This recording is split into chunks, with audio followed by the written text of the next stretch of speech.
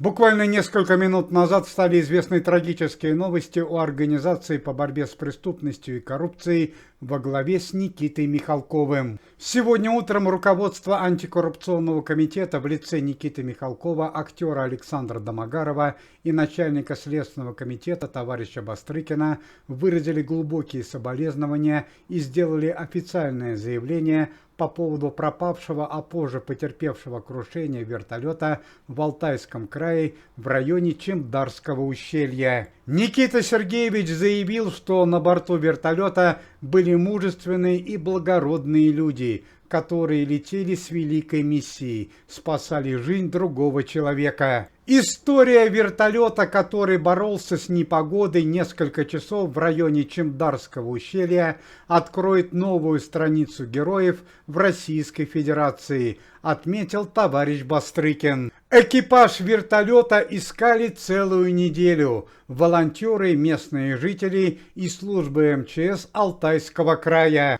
Экипаж и пассажиры самолета, 2 летчика, 2 врача медслужбы и члены антикоррупционного комитета, известные артисты Руслан Байсаров, Ирина Муравьева, актер Юрий Назаров и певец Михаил Муромов перевозили тяжело больного сына Кристины Орбакайте Дэни Байсарова в медицинский санаторий Алтайского края, однако в связи с непогодой потерпели аварию. Несколько дней назад появилась небольшая надежда. На месте аварии вертолета были найдены Дэни и Руслан Байсаров, которые находились в критическом состоянии и получили тяжелые травмы позвоночника. Отца с сыном госпитализировали в центральную больницу Алтайского края, и поиски продолжились вновь. До последнего момента все надеялись на чудо. Родственники артистов и спасательные службы МЧС Алтайского края рассчитывали, что вслед за Русланом и Дэни Байсаровым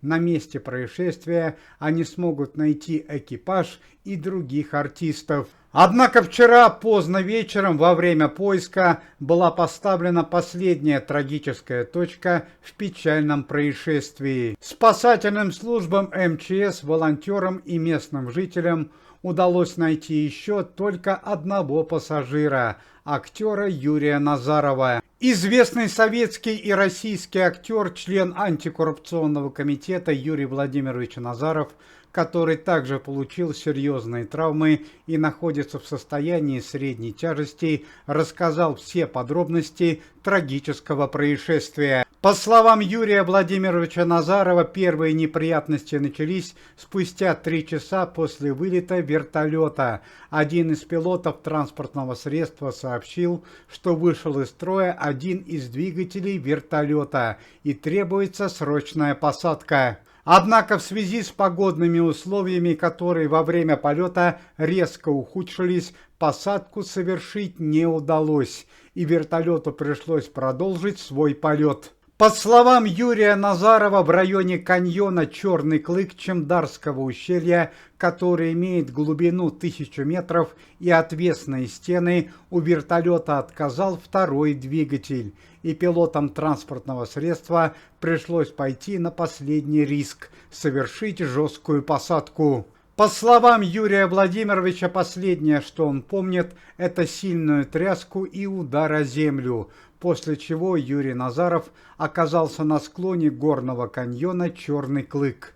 Помимо этого, Юрий Назаров отметил, что перед тем, как потерять сознание, он увидел членов антикоррупционного комитета, артистку Ирину Муравьеву и певца Михаила Муромова, которые после аварии буквально висели на склоне горного каньона высотой в 1000 метров. После этого память Юрия Назарова обрывается.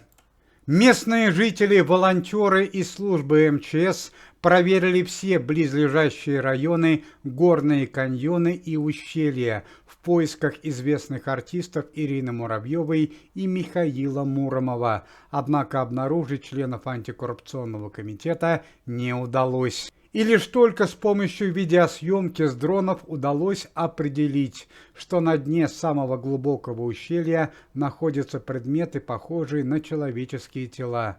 Однако в связи с невозможностью данного процесса поднять их не получится. Безутешные сыновья Ирины Муравьевой и певца Михаила Муромова не отходят от места трагедии. Они разбили лагерь и заявили, что продолжат поиски. Однако эксперты службы МЧС Алтайского края сделали трагическое заявление. Так как Михаил Муромов и Ирина Муравьева находились в почтенном возрасте, то выбраться с края склона каньона не представлялось возможным. Ну а сегодня утром на Веденеевском кладбище столицы прощались с экипажем вертолета, который перевозил Дэни Байсарова. Десятки тысяч людей прощались с настоящими героями нашего времени, мужественными и благородными людьми, которые ради счастья и здоровья другого человека пожертвовали собственной жизнью. Эти имена будут вбиты золотыми буквами в историю Российской Федерации. Слава настоящим героям! Летчик первого класса Валерий Кормухин, второй пилот вертолета Сергей Миронов, врач первой помощи Анастасия Гвоздикова и врач медицинского санатория Татьяна Лакеева. Вечная память настоящим героям. Уважаемые зрители, если вы желаете выздоровления членам комитета и поддерживаете их деятельность, то можете поставить лайк под видео и написать поддерживающий комментарий.